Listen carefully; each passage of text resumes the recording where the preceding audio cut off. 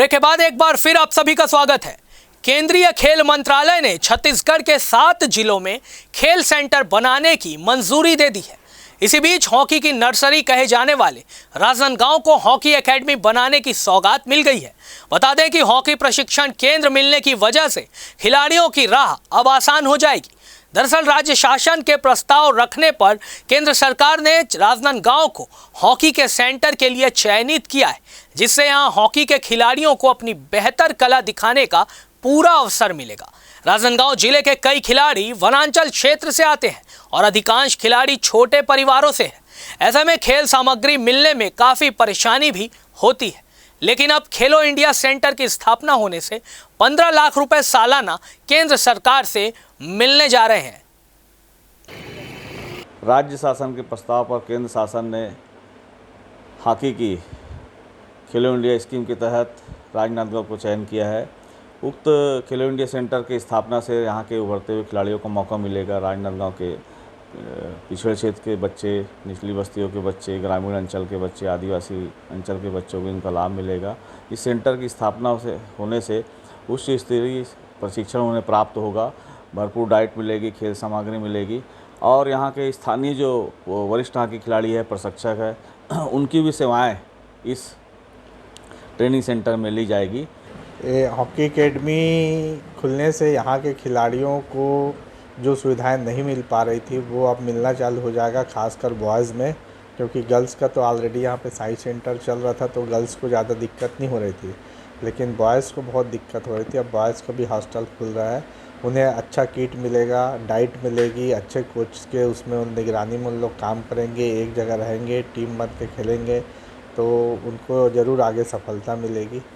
बहुत ही हर्ष का विषय है कि हमारे राज्य में 7 खेलो इंडिया सेंटर्स की स्थापना की जा रही है, जिसके तहत राजनांदगांव और जशपुर में हॉकी सेंटर की स्थापना की जाएगी। बहुत ही गौरवान्वित महसूस होता है कि बहुत गौरवशाली परंपरा राजनांदगांव का हॉकी के क्षेत्र में रहा है, जिसके अनुरूप माननीय कलेक्टर श्री तरण प्रकाश सिन्हा जी के द्वारा अथक प्रयास के द्वारा इस सेंटर के लिए कोशिश की गई और अंततः इस कोशिश में उन सफलता प्राप्त हुई। रायगढ़ जिले में नशीले इंजेक्शन का धंधा खुलेआम चलने वाला था। एक युवक काफी दिनों से अवैध रूप से नशीली इंजेक्शन बेचने की फिराक में घूम रहा था। इस तरह की जानकारी जब पुलिस को लगातार मिलती रही, इस बीच सिटी कोतवाली पुलिस ने मौके पर पहुंचकर हलधर नाम के युवक को गिरफ्तार कर लिया है। साथ ही अवैध तरीके से बिक्री के लिए रखे प्रतिबंधित इंजेक्शन भी जब्त कर लिए गए हैं और युवक के खिलाफ NDPS एक्ट के तहत मामला भी दर्ज कर लिया गया है।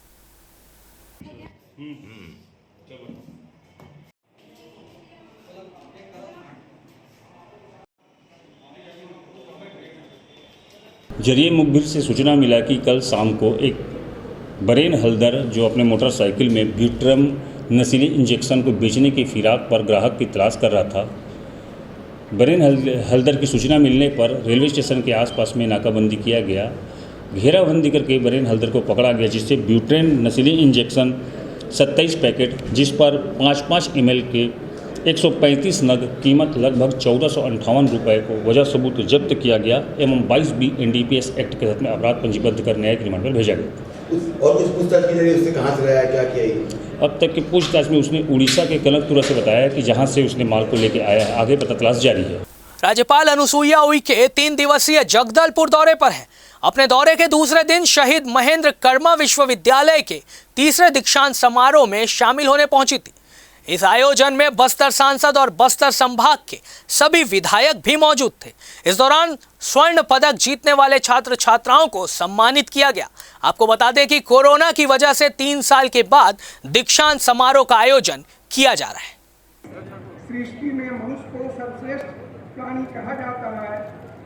क्यों और कैसे जैविक दृष्टि से सभी प्राणियों में 2 ईयर का इंटीग्रेटेड कोर्स भी खोलने की स्थिति में आ जाएंगे और भी बहुत से कार्य करने की स्थिति में भी 4 साल के लिए नहीं होता है। जो भर्ती भी इसकी आवश्यकता है, डॉक्टर जब तक नहीं होंगे तो ये सारी मशीनरी और क्या होगा। तो पूरे देश भर में डॉक्टरों की बहुत बड़ी कमी है। ये लोग गांव में और शहरों में मतलब जो है आना नहीं चाहते। मालूम है अभी PSC के एग्ज़ाम जो चल रहे थे इंटरव्यू, और यहाँ विज्ञापन निकला था रायपुर मतलब स्टेट का, मात्र 2 डॉक्टर आए। मतलब उसमें इंटरव्यू के लिए MBBS करके और जो डॉक्टरों को सिलेक्शन करना था, अब क्या कर रहे तो यहाँ के छात्र जो पढ़कर आ रहे हैं वो अगर सेवा दें तो बहुत अच्छा होगा। देख रहे हैं कि किस तरह से आत्मसमर्पण हो रहे हैं और पूरी तत्परता के साथ यहाँ पर पूरा प्रशासन है और सारे जितने भी जो टीम लगी हुई है, अलग अलग सेंटर की भी और यहाँ की भी पुलिस बल भी है, तो बहुत अच्छा काम कर रहे हैं और लोगों में विश्वास भी जाग रहा है। लोग आ रहे हैं, आत्मसमर्पण भी कर रहे हैं और काफ़ी संख्या में मैं समझती हूँ कि कमी आई है। बेमेतरा में प्रेमी की हत्या का मामला सामने आया है। प्रेमिका के पिता ने अपने रिश्तेदार के साथ मिलकर हत्या की साजिश रची और युवक को मौत के घाट उतार दिया। दरअसल प्रेमी रंजीत बर्मन बेटी से मिलने गिधवा गांव पहुंचा था, लेकिन किसे पता था कि एक दिन पिता बेटी की मोहब्बत के कातिल बन जाएंगे। पुलिस के मुताबिक आरोपी गोविंद कौशिक को गिरफ्तार कर लिया गया है। लगभग पूरी तरह से जली हुई लाश एक पैरावट में पड़ा हुआ है, तो सूचना प्राप्त होते हुए तत्काल मौके पर पुलिस का बल रवाना किया गया और आसपास जो है ना घटनास्थल का बारीकी से निरीक्षण किया गया। चूँकि लाश काफ़ी जल चुकी थी तो चेहरा भी जल चुका था, पहचानना काफ़ी मुश्किल था। तो आसपास ढूंढने पर कुछ साक्ष्य जैसे मृतक के लोअर का कुछ जला टुकड़ा और उसका चप्पल वगैरह, इस आधार पर उस साक्ष्य पाया गया वहाँ पर आसपास घटनास्थल पे मृतक की पहचान होने के बाद, और यह बात आया विवेचना में कि मृतक का जो है ना आरोपी के पुत्री से जान पहचान था। तो इसी उस पर पुलिस आगे बढ़ के मामले को सुलझा ली। इधर जांजगीर चांपा जिले से सनसनीखेज मामला सामने आया है।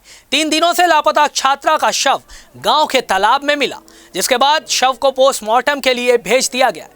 रिपोर्ट आने के बाद खुलासा हुआ कि रेप करने के बाद युवती की हत्या की गई है। आपको बता दें कि प्रेमी ने शारीरिक संबंध नहीं बनाने की वजह से इस हत्या को अंजाम दिया है। आरोपी युवक को गिरफ्तार कर लिया गया है। पूरा मामला जयजयपुर थाना क्षेत्र के ग्राम चोरभट्टी का है। और रायगढ़ में 1 से 14 मार्च तक परिवार विकास पखवाड़ा चलाया जा रहा है। इस कार्यक्रम के दौरान 7 दिनों तक दाम्पत्य सम्मेलन का भी आयोजन किया जाएगा। इसी कड़ी में सास बहू सम्मेलन भी आयोजित किया गया। बता दें, सास बहू सम्मेलन के बीच डॉक्टर्स ने दोनों को कई तरह की सलाह दी। आइए जानते हैं क्या कुछ उन्होंने कहा। आंगनबाड़ी में कार्यक्रम रखा गया है, तो सास बहू को मतलब बुलाया गया है यहाँ पे, मोहल्ले से सभी के सास बहू को। तो यहाँ पे स्वास्थ्य केंद्र से मतलब हमको जानकारी मतलब बताया गया है कि छोटा परिवार रखो और अच्छे से मतलब मैं मुखिया हूँ घर की, और छोटा परिवार रखना है, बच्चों को सबको अच्छा समझाना है। बेटा बहू मेरा अच्छे से कहना मानते हैं, मैं घर पे जाके अच्छे से समझाऊंगी। और छोटा परिवार है, सुखी परिवार है, इसी के बारे में समझाया गया मेरे को। जब शासन द्वारा जो आदेशित किया गया हमें कि परिवार विकास पखवाड़ा चलाना है 1 तारीख से 15 तारीख तक, तो जिसमें कि शुरुआती 7 दिन 1 से 7 तक जो है दाम्पत्य सम्मेलन वाला है, उसके अंतर्गत ये सास बहू सम्मेलन किया जा रहा है। और इसके आगे जो है सेवा प्रदायगी है 7 से 15 तक।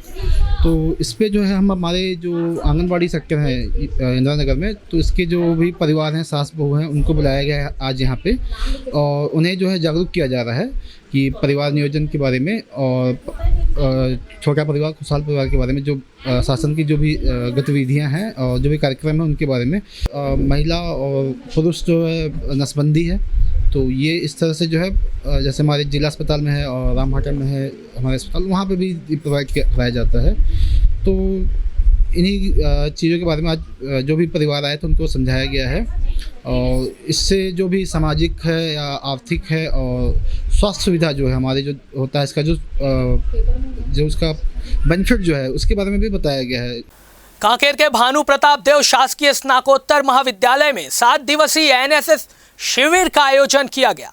संरक्षक डॉक्टर सरला अतराम के नेतृत्व में जागरूकता रैली भी निकाली गई। इस रैली की शुरुआत कांकेर पुलिस अधीक्षक शलभ कुमार सिन्हा ने की। रैली में स्वयं सेवकों ने छत्तीसगढ़ की संस्कृति से लोगों को रूबरू कराया। हम लोगों का 7 दिवसीय शिविर, राष्ट्रीय सेवा योजना का 7 दिवसीय शिविर यहाँ से 28 तारीख को प्रारंभ हुआ था। आज शिविर के 5वें दिन हम लोगों ने भव्य सांस्कृतिक रैली PG कॉलेज से निकाली है। जो कि पीजी कॉलेज से रैली निकलकर नगर भ्रमण करते हुए पुराना बस स्टैंड से मुड़ के वापस पीजी कॉलेज में समाप्त हुई है। रैली में हम लोगों ने बस्तर की संस्कृति एवं छत्तीसगढ़ की संस्कृति को दिखाने का प्रयास किया है। इसमें हमारी रैली में हमारी कोई बहनें कोई भारत माता बनकर, कोई छत्तीसगढ़ महतारी बनके एवं अपने पारंपरिक वेशभूषा में आई थी। सभी रैली के विषय में बहुत उत्साहित थे और भव्य रैली हमारी यहाँ पर पीजी कॉलेज में अंतिम में समाप्त हुई। हमारा उद्देश्य है कि ग्रामीण विकास के लिए युवा, और महाविद्यालय में ज़्यादातर गांव के युवा आते हैं पढ़ने के लिए, तो हम उन लोगों को एकत्रित करके उन्हें जागृत करना चाहते हैं कि वो एकजुट होकर एक साथ गांव का विकास कर सकते हैं और नव राष्ट्र के निर्माण में अपना पूर्ण रूप से सहयोग दे सकते हैं। अक्सर महिलाएं बदनामी के डर से खुद पर हो रहे अपराध को छुपा देती है। इसी के चलते लोगों को लगता है कि हम महिलाओं पर बेखौफ होकर अत्याचार या ब्लैकमेलिंग कर सकते हैं। रायगढ़ से एक ऐसी खबर सामने आई जिसमें युवक ने महिला को ब्लैकमेल किया और पैसे ऐंठ लिए। दरअसल शादी से पहले महिला और युवक के बीच बातचीत होती थी। जब युवक रायगढ़ से दूसरे शहर चला गया तो दोनों के बीच बातचीत फेसबुक पर होने लगी। इसके कुछ दिनों बाद ही महिला की शादी कहीं और हो गई, लेकिन युवक महिला का पीछा नहीं छोड़ रहा था और उसे शादी करने का दबाव डालकर ब्लैकमेल कर रहा था। आखिरकार थक हार कर लड़की ने पुलिस अधीक्षक अभिषेक मीणा से शिकायत की, जिसके बाद युवक को गिरफ्तार कर लिया और न्यायिक रिमांड पर जेल भेज दिया गया। पीड़ित प्रार्थिया रायगढ़ निवासी कल शाम को लिखित आवेदन पर ब्लैकमेलिंग के संबंधित में एक आवेदन प्रस्तुत किया गया था। आवेदन जांच पर से 354 का 384 509 का IPC का अपराध पंजीबद्ध किया गया। आरोपी अनुराग भारती निवासी बिलासपुर बृहस्पति बाजार के द्वारा पीड़िता को आए दिन मोबाइल फ़ोन के जरिए परेशान करके धमकी दिया जा रहा था। कुछ उसके फ़ोटोज़ थे जिसको वायरल करने संबंधित में पैसे की मांग लगातार किया जा रहा था। पैसे न दे पाने की स्थिति में बार बार पीड़िता को धमकी दिया जा रहा था, जिसके आवेदन पर 354 का और 384 500 ख IPC के तहत अपराध पंजीबद्ध कर आरोपी की पता तलाश के लिए टीम बिलासपुर गई, जहां उसके निवास स्थान पर घेराबंदी करके आज सुबह गिरफ्तार कर लाया गया, जिसे न्यायिक रिमांड पर भेजा जा रहा है। और छत्तीसगढ़ विधानसभा का बजट सत्र कल से शुरू हो रहा है। विधानसभा में इस बार 1682 प्रश्न लगाए गए हैं। 90% सवाल इस बार ऑनलाइन प्राप्त हुए हैं।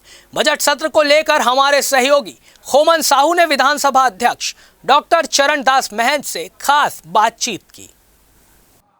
आगामी 7 मार्च से बजट सत्र शुरू होने जा रहा है। हमारे साथ विधानसभा अध्यक्ष चरणदास महंत जी है। सर, इस बार की जो विधानसभा सत्र है कितना लंबा चलने वाला है सर? इस बार ये हम 13 दिन ही चल पाएगा और 13 दिन से ज़्यादा नहीं ले पा रहे हैं, और हम अपेक्षा करते हैं विधायकों से कि पूरा समर्थन दें और समय का पूरा उपयोग करें, ज़्यादा से ज़्यादा बैठें और ज़्यादा से ज़्यादा घंटे चर्चा हो सके, ये हम चाहते हैं। सर, इस बार एक चीज़ नया आप लोगों ने किया है, ऑनलाइन जो है प्रश्न मंगाए गए हैं, इसका कितना फ़ायदा होगा सर और किस तरीके से विधायकों ने रुचि ली इस पर? इस पर विधायकों को मैं बहुत बहुत धन्यवाद देना चाहता हूँ कि उन्होंने बहुत अच्छा रिस्पांस दिया है। 90% प्रश्न हमारे विधानसभा के ऑनलाइन के माध्यम से आए हैं।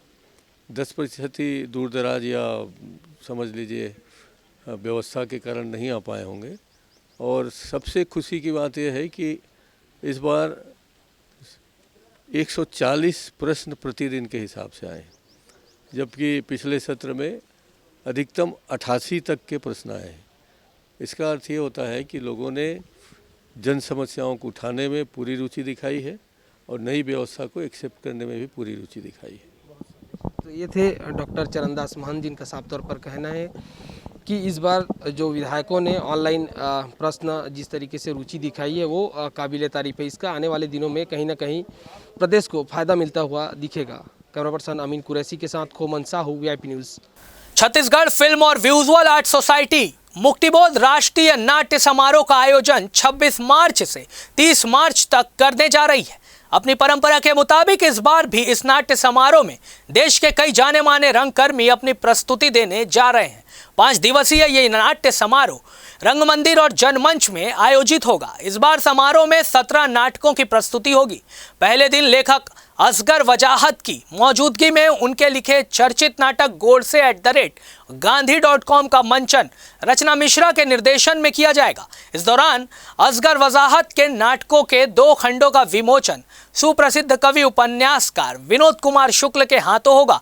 27 मार्च को विश्व रंगमंच दिवस के मौके पर सिविल लाइन स्थित वृंदावन हॉल में सुबह 11 बजे असगर वजाहत नाटकों पर व्याख्यान भी देंगे। 27 मार्च को भिलाई, रायपुर और भोपाल की टीमें अपनी प्रस्तुति भी देंगी। तो इस बुलेटिन में फिलहाल इतना ही। देश दुनिया की बाकी खबरों के लिए आप देखते रहिए VIP न्यूज़।